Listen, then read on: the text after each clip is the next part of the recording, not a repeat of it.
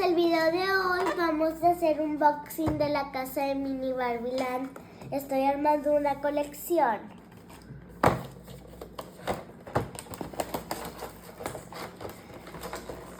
Por cierto, este es el empaque muy bonito.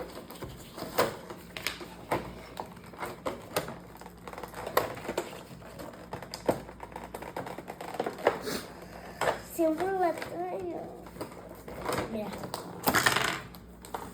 Mi colección.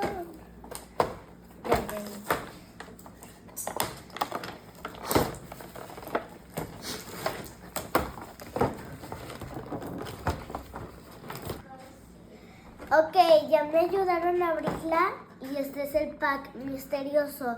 Lo dejaremos a un lado para el final. Esta es la casa y esta es la típica alberca que siempre tiene. Primero, se salió. Primero va este, ¿no?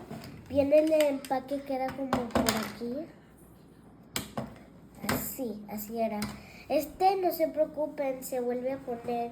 Creo que ya ven, tiene que hacer clic aquí y ya se vuelve a poner su alberquita. Y ahora sí, el pack misterioso.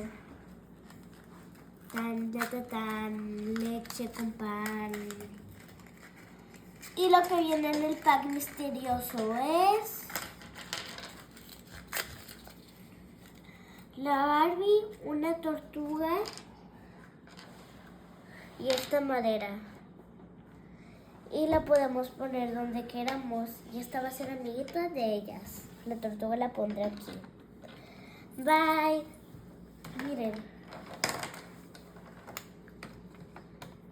Esta es la casa. El columpio se mueve. Y estas son las muñecas. Aquí se pueden deslizar. Solo que los afeo. Pero ahorita me ayuda la producción de la idea. Deslízala.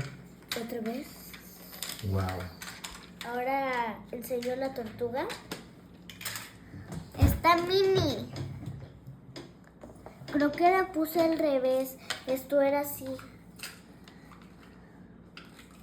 Aquí que vive en la tierra. Bye.